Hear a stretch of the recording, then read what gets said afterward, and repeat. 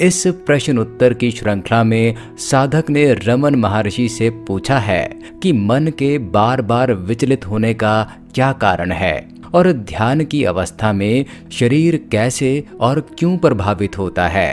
और पहला प्रश्न साधक द्वारा पूछा जा रहा है कि बार बार प्रयत्न करने पर भी मन क्यों अंतर्मुखी नहीं होता। महर्षि उत्तर देते हैं, यह काम अभ्यास और वैराग्य से होता है एवं केवल धीरे धीरे होता है।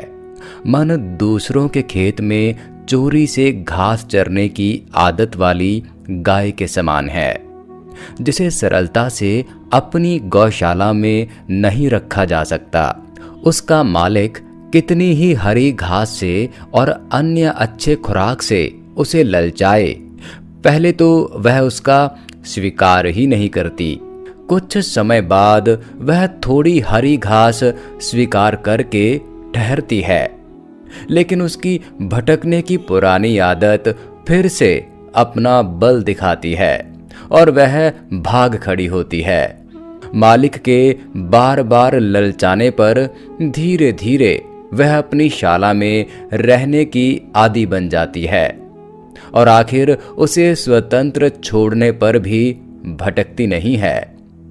मन के बारे में भी यही सच है। यदि एक बार उसे अंदर के सुख का पता चल जाए तो वह बाहर नहीं भटकेगा। परिस्थितियों के हिसाब से ध्यान में उतार चढ़ाव होता है क्या? हाँ, होता है। कभी कभी प्रकाश अधिक होता है और ध्यान सरल होता है, और कई बार तो बार बार प्रयत्न करने पर भी ध्यान करना असंभव होता है। ऐसा सत्व, रजस एवं तमस, इन 3 गुणों की प्रवृत्ति के कारण होता है। ध्यान में शरीर ऐसी अवस्थाओं से गुजरता ही है, क्योंकि ध्यान में सारे शरीर में बदलाव आते हैं। ध्यान शरीर में रासायनिक बदलाव लाता है, नई चीजें होना शुरू हो जाती हैं। शरीर में एक अव्यवस्था होती है। कई बार पेट प्रभावित होता है, क्योंकि पेट में हमने बहुत सी भावनाएं दबा रखी होती हैं और उनमें उथल पुथल मचती है, जी मचलाता है। कई बार सिर में तेज दर्द होता है, क्योंकि ध्यान तुम्हारे दिमाग का अंदरूनी ढांचा बदल रहा होता है। ध्यान में तुम वास्तव में एक अव्यवस्था से गुजरते हो, लेकिन जल्द ही चीजें व्यवस्थित हो जाएंगी।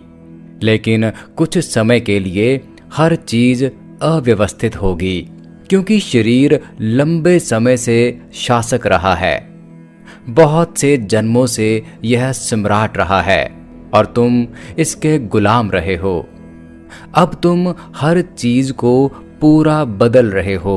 तुम अपनी सत्ता पुनः पाना चाह रहे हो, और यह स्वाभाविक है कि शरीर तुम्हें भटकाने की जो भी कोशिश कर सकता है वह करेगा, और यदि तुम विचलित हो जाते हो तो तुम खो जाओगे। यदि तुम खामोशी से बैठे रहते हो और परिस्थितियां जो भी करती हैं उनसे तुम विचलित नहीं होते, तो कुछ देर में तुम पाओगे कि सभी व्यवधान गायब हो गए हैं। और जब सभी व्यवधान गायब हो जाएंगे, तुम्हें अचानक पता चलेगा कि सारा शरीर गायब हो गया है। तुम हल्का महसूस करने लगते हो, क्योंकि तुम शरीर और मन से परे उस परम सत्ता से जुड़ने लगते हो। मेरा मन 2-3 दिन स्वच्छ रहता है तथा दूसरे 2-3 दिन मूड सा हो जाता है। इस प्रकार बदलाव होता रहता है। ऐसा क्यों होता है? यह बिल्कुल स्वाभाविक है। सत्व की शुद्धि, रजस की प्रवृत्ति तथा तमस की मूढ़ता इसका कारण है। तमोगुण प्रवृत्त हो तब खिन्न मत बनिए, लेकिन सत्व के प्रवृत्त होने पर उसका पूरा लाभ उठाइए।